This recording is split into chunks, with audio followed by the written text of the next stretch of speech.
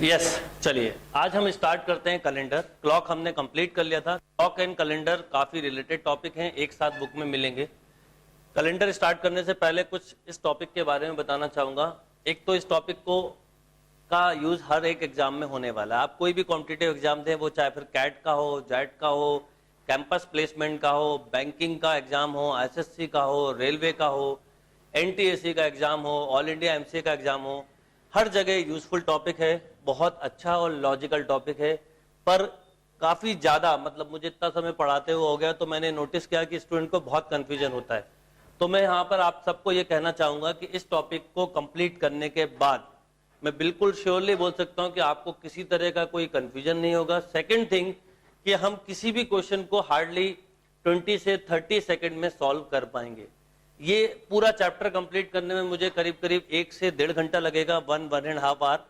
But complete होने के बाद अभी मैं एक एक स्टेप को बहुत धीरे धीरे लेके चलूंगा, समझ में आएगा। आपको लगेगा एक क्वेश्चन करने में बहुत टाइम लग रहा है, बट जब हम पूरा चैप्टर एक बार कंप्लीट कर लेंगे तो फिर आप किसी भी क्वेश्चन को अपनी क्लॉक उठाइए और देखिए आप 10, 15, 20, 25 सेकंड में कर सकते हैं। जितना स्ट्रांग आप इसका कंसेप्ट बनाएंगे उतना कम टाइम लगेगा। और सेकेंड थिंग कि इस चैप्टर को क्यों पढ़ा जाता है, किस तरह के क्वेश्चंस आएंगे, वो सब भी हम डिस्कस करते हैं। कुछ पॉइंट्स हमने लिखे हुए हैं, इनका क्या मतलब है वो समझाता हूं। जैसे odd days, ordinary year, leap year, century year, इन सब का मतलब क्या है। और सबसे पहले बात आती है कि कैलेंडर की स्टडी क्यों की जाती है। तो एक चीज हम समझे कि जो कैलेंडर एक चैप्टर है वो कंप्लीटली साइंटिफिक कैलेंडर बना है। हम सब जानते हैं कि हिंदू धर्म का कैलेंडर अलग होता है, मुस्लिम्स का अलग होता है, सबके अलग अलग होते हैं, पर हम सभी लोग एक ही कैलेंडर को फॉलो करते हैं, जिस कैलेंडर के बारे में हम अभी बात करने वाले हैं। इस कैलेंडर का पूरा संबंध जो है, पूरा जो रिलेशन है, वो अर्थ के घूमने के ऊपर है। अर्थ को घूमने में जितना समय लगता है उसके अकॉर्डिंग इस कैलेंडर को बनाया गया है।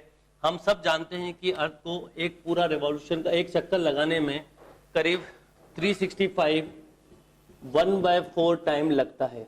एक्चुअल में 365 1/4 से भी ये ठीक एग्जैक्ट 0.25 नहीं होता है, उससे थोड़ा सा कम होता है। तो उसको बैलेंस करते हुए इस पूरे कैलेंडर को बनाया गया है। अब कोई भी दिन हम 6 घंटे का नहीं ले सकते, इसलिए हम क्या करते हैं कि हर 4 साल के बाद इसको 1 साल को हम बढ़ा देते हैं। यानी ये जो 1/4 था इसको हम एवरी 4 ईयर में कवर करते हैं। पर एक्चुअल में ये 1/4 नहीं होता है, 0.25 से थोड़ा कम होता है। तो जो थोड़ा सा एक्स्ट्रा अमाउंट जाता है उसको हम सेंचुरी ईयर में कवर करते हैं, और सेंचुरी ईयर को हम लीप ईयर में नहीं काउंट करते। पर उसके बाद भी कुछ थोड़ा सा पोर्शन कम रहता है तो उसको हम 400 ईयर में कवर करते हैं। तो पहले हम समझें, अब हमें एक बात पता है कि वीक जो होता है वो 7 डेज का होता है, और यदि मैं 52 × 7 करता हूं तो 364 मिलता है। अब आप समझिए, यदि कोई कैलेंडर 364 डेज का होता तो मुझे लगता है कोई प्रॉब्लम ही नहीं आती, हम कोई भी कैलेंडर देख सकते थे। पर हमें पता है कि अगर ऑर्डिनरी ईयर है तो 365 डेज होते हैं, और लीप ईयर है तो 366 डेज होते हैं। यानी ऑर्डिनरी ईयर में 1 दिन एक्स्ट्रा होता है और लीप ईयर में 2 दिन एक्स्ट्रा होते हैं। इसी वजह से एवरी ईयर हम कैलेंडर को चेंज करते रहते हैं। मतलब ये जो 1 डे एक्स्ट्रा है उसी को हम ऑड डेज बोलते हैं। तो ऑड डेज की हमने डेफिनेशन ही दी है, the days more than the complete number of weeks in a given period are called odd days. मतलब वीक को कंप्लीट करने के बाद बचे हुए दिन को हम ऑड डेज कहते हैं। तो इसका मतलब ये हुआ कि जब हम ऑर्डिनरी ईयर की बात करते हैं तो ऑर्डिनरी ईयर में 365 डेज होते हैं। मतलब अगर मैंने अभी बोला 52 × 7 करें तो 364 मिलता है, तो 52 वीक्स हुए, प्लस एक दिन जो बचा उस एक दिन को हम ऑड डेज बोलते हैं। जब हम बात करते हैं लीप ईयर की, तो लीप ईयर में टोटल नंबर ऑफ डेज होते हैं 366। तो 52 वीक्स हो गए, 52 वीक्स मतलब 364 प्लस 2 ऑड डेज हो गए, 2 एक्स्ट्रा डेज हैं। सब कुछ कंसेप्ट इसी पे है। जब हमको कोई डेट दी जाती है और डे पूछा जाता है तो हमें यह काउंट करना पड़ता है कि उस दिन में कितने एक्स्ट्रा डे थे। फिर हम बात करते हैं एक सेंचुरी की, 100 ईयर की। तो 100 ईयर में टोटल 5 ऑड डेज होते हैं। वो क्यों होते हैं वो भी मैं आपको समझाऊंगा। 5 ऑड डेज होने का रीजन, क्योंकि 100 ईयर में हम 4 से डिवाइड कर रहे हैं तो 25 आता है, बट जो 100 ईयर वाला समय होता है, सेंचुरी वाला, वो लीप ईयर वाला नहीं होता है। तो 24 लीप ईयर होते हैं, 76 नॉन लीप ईयर होते हैं। यानी एक सेंचुरी में 24 लीप ईयर होते हैं प्लस 76 ऑर्डिनरी ईयर होते हैं। अब 24 लीप ईयर में, एक लीप ईयर में 2 दिन एक्स्ट्रा होते हैं, तो 24 में 48 हुआ। 48 को जब हम, अभी मैं पूरा एक बार बेसिक समझा रहा हूं लिखे हुए पार्ट को, फिर एक एक चीज को हम और धीरे धीरे करेंगे, क्योंकि मैंने आपको अभी बोला कि इस चैप्टर को मैं आपको बिल्कुल एंड होते होते तक इसके कंसेप्ट पूरे क्लियर करूंगा। फिर उसके बाद आपको जब क्वेश्चंस नए दूंगा प्रैक्टिस क्वेश्चन के बाद, आप बिल्कुल बहुत कम समय में कर पाएंगे। चलिए, तो हम बात कर रहे थे एक सेंचुरी में 24 लीप ईयर होते हैं, 76 ऑर्डिनरी ईयर होते हैं या नॉन लीप ईयर होते हैं। तो 24 लीप ईयर में 48 डेज हो गए, एक लीप ईयर में 2 दिन एक्स्ट्रा होते हैं। 76 में 76, तो 48 में जब हम 7 का डिवाइड करते हैं तो रिमाइंडर मिलता है 6। यहां पर रिमाइंडर मिलेगा 6, 6 प्लस 6 12 हुआ, 12 डिवाइडेड बाय 7 किया तो रिमाइंडर 5 मिला। तो 1 सेंचुरी में 5 ऑर्डिनरी ऑड डेज, 2 सेंचुरी में 5 प्लस 10 प्लस 15, ऐसे याद रखना ज्यादा आसान होता है, तो 10 ऑड डेज या 3 ऑड डेज बोल सकते हैं हम। 3 सेंचुरी में 15 ऑड डेज या फिर 1। जब भी 7 से बड़ा नंबर आए ऑड डेज का, तो आप 7 से डिवाइड करके नया रिमाइंडर निकालें, वो उसको लिख सकते हैं। तो ये कुछ बेसिक कंसेप्ट है, इसका पूरा लॉजिक एक एक करके हम समझते हैं। तो हम वापस आते हैं, फिर से एक बार रिवाइज करते हैं कि ऑड डेज का मतलब होता है जो वीक को कंप्लीट करने के बाद डेज बचे उसको हम ऑड डेज बोलते हैं। फिर हम बात करते हैं ऑर्डिनरी ईयर। तो ऑर्डिनरी ईयर में 52 वीक्स होते हैं, 1 ऑड डेज होता है। लीप ईयर में 52 वीक्स होते हैं, 2 ऑड डेज होते हैं। और एक सेंचुरी में 5 ऑड डेज, 5 ऑड डेज, 2 में 10, 3 में 15। अच्छा, एक और इंपॉर्टेंट बात मैंने लिखी है, देखिए, last day of a century can not be either Tuesday, Thursday and Saturday. किसी भी सेंचुरी का ending day Tuesday, Thursday, Saturday नहीं होता है। उसका भी रीजन यहां पे समझ में आता है, क्योंकि सेंचुरी के एंड में हमको 5 ऑड डे मिल रहे हैं, 5 मिल रहे हैं, यानी इसका मतलब हुआ कि हमको यहां पर फ्राइडे मिलेगा। फ्राइडे मिलेगा तो एंडिंग फ्राइडे पे हुई। 3 ऑड डेज मिल रहे हैं, मतलब वेडनेसडे मिलेगा, और या फिर 1 ऑड डे मिलेगा।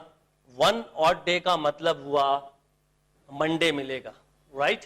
और 300 के बाद जब हम 400 पे आते हैं, क्लॉक का एक पीरियड होता है 400 ईयर, वो सॉरी कैलेंडर का एक पीरियड होता है 400 ईयर। तो 400 ईयर में सेंचुरी ईयर होता है, तो वहां पर हम 0 पे आ जाते हैं। 0 पे आ जाते हैं मतलब एंडिंग जो है वो संडे से होती, तो हमें मंडे मिलता है। तो इसलिए किसी भी सेंचुरी ईयर का एंडिंग ट्यूसडे, थर्सडे, सैटरडे नहीं होगी। तो क्या हो सकती है, तो हम ऐसा बोल सकते हैं, the first day of century must be either Monday. अगर संडे पे एंड हुआ, 400 ईयर वाला हमेशा संडे पे एंड होता है, तो हमें मंडे मिलेगा। जैसे अभी 2000 जब 1 की बात करें हम, तो 2001 का पहला दिन मंडे था। मंडे या ट्यूसडे या थर्सडे या सैटरडे, तो किसी भी सेंचुरी का फर्स्ट डे हम ये याद रख लें कि Monday, Thursday, Monday, Tuesday, Thursday and Saturday होता है। क्यों होता है, वो रीजन आपको समझ में आ गया कि सेंचुरी का एंडिंग जो है उसके नेक्स्ट डे के हम अकॉर्डिंग के लिए समझें इसको, तो कहां पर एंड होता है। चलिए, अब हम इसको, ये एक कंसेप्ट बताया था मैंने, इसको आप अच्छे से नोट करें। अब इसको मैं रब करता हूं और आगे हम इस चीज को फिर से एक बार समझते हैं और कैलेंडर के कंसेप्ट को क्लियर करते हैं। चलिए, तो अभी हमने बात करी कैलेंडर के बारे में कि किसी भी ऑर्डिनरी ईयर में 365 डेज होते हैं, जिसे हम नॉन लीप ईयर भी बोल सकते हैं, और लीप ईयर में 366 डेज होते हैं। अब अगर हमसे बात की जाए कि 52 इंटू 7, मैंने जो अभी थोड़ी देर पहले बोला था वो होता है 364, तो एक दिन एक्स्ट्रा, इसी को हम ऑड डे बोलेंगे। यहां पर हम समझें तो 52 इंटू 7 करें तो 364 प्लस 2 डेज ऑड है। अब बात की जाए, जैसे सपोज आज डेट है 28/0/10/2015। अब सबसे पहले तो हम ये समझे कि कैलेंडर का लॉजिक क्या था। कैलेंडर जब बना होगा तो ऑब्वियसली कभी ना कभी ये डेट रही होगी 111, ओरिजिन यही है जब से हमारी पूरी कैलकुलेशन चल रही है। अब जब कैलेंडर स्टार्ट किया था तो उसके दिन को हमने कंसीडर किया था मंडे, उस दिन को हमने कंसीडर किया था मंडे। अब उसी दिन से आज आगे के दिन बढ़ते जा रहे हैं, क्योंकि हम किसी भी नए साल में 1 जनवरी को वही डे लिखते हैं जो 31 दिसंबर को जहां पर एंड होता है, और इस तरह से हम दिन को आगे बढ़ाते चलते हैं। अब बात करते हैं कि सबसे पहले हम बात करते हैं कि कैसे, जैसे आज का दिन, आज 28 तारीख है और आज है वेडनेसडे, तो नेक्स्ट ईयर अगर मैं आपसे पूछूं 28/10/2016 को क्या दिन होगा, तो आप बोलेंगे वेडनेसडे के बाद। आप ये देखिए 2016 लीप ईयर है, तो लीप ईयर में एक दिन बढ़ जाता है। इसका मतलब नॉर्मल ईयर होता तो हम थर्सडे बोलते, पर अभी हम क्या बोलेंगे, यहाँ पर मिलेगा हमें फ्राइडे।